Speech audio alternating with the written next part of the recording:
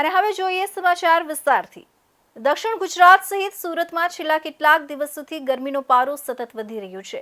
ત્યારે સચિન જીઆઈડીસીના પાલી ગામમાં કામ કરી રહેલા એક 28 વર્ષીય આશાસ્પદ યુવકનું કાળઝાળ ગરમી અને હીટ સ્ટ્રોકને કારણે મોત નીપજ્યું છે।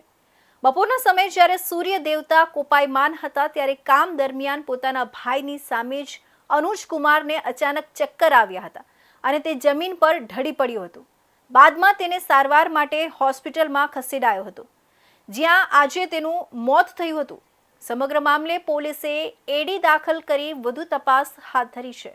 ઉલ્લેખનીય છે કે 11 મે સુરતમાં મે મહિનાનો સૌથી ગરમ દિવસ નોંધાયો હતો। શહેરનું મહત્તમ તાપમાન 42.2 ડિગ્રી સેલ્સિયસ સુધી પહોંચ્યું હતું, જે સામાન્ય તાપમાન કરતાં 6.8 ડિગ્રી વધુ નોંધાયું હતું। આ ગરમી મૃતક યુવક સહન ન કરી શક્યો અને મોતને ભેટ્યો છે। સચિન જીઆઈડીસી પોલીસ પાસેથી મળતી માહિતી મુજબ મૃતક યુવકનું નામ અનુજ કુમાર છે, જેની ઉંમર અંદાજે 27 થી 28 વર્ષની હતી। અનુજ કુમાર મૂળ બિહારના ગોપાલનગરનો વતની હતો અને રોજગારીની શોધમાં સુરત આવ્યો હતો। મંગળવારે બપોરે જ્યારે તે સચિન વિસ્તારમાં પોતાની ફરજ બજાવી રહ્યો હતો ત્યારે અચાનક તેની તબિયત લથડી હતી। કાળઝાળ ગરમીમાં સતત કામ કરવાને કારણે તેને હીટ સ્ટ્રોકની અસર થઈ હોવાનું પ્રાથમિક દ્રષ્ટિએ જણાય છે। તેમ છતાં પોલીસે અન્ય કોઈ કારણ છે કે નહીં એ જાણવા પણ તપાસ શરૂ કરી છે।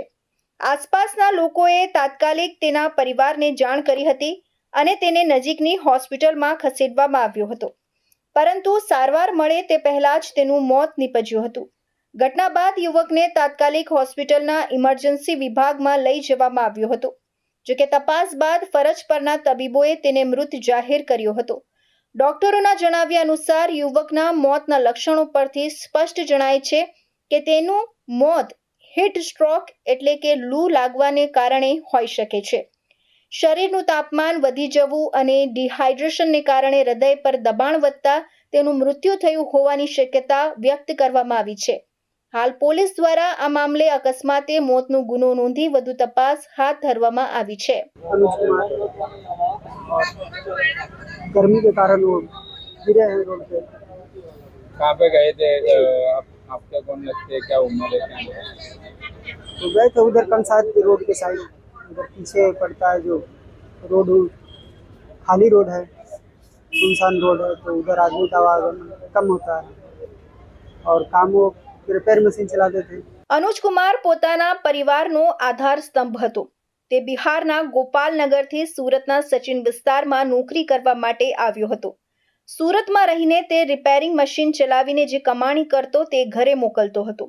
એક સામાન્ય શ્રમિક પરિવારનો પુત્ર આ રીતે અકાળે મોતને ભેટે તેનાથી તેના વતનમાં રહેલા માતા-પિતા અને પત્ની બાળકો પર દુઃખનો પહાડ તૂટી પડ્યો છે। સુરતમાં કામ કરતા શ્રમિકો માટે આ ગરમી અત્યંત જોખમી સાબિત થઈ રહી છે, કારણ કે તેઓએ ભર બપોરે ખુલ્લામાં કામ કરવું પડતું હોય છે।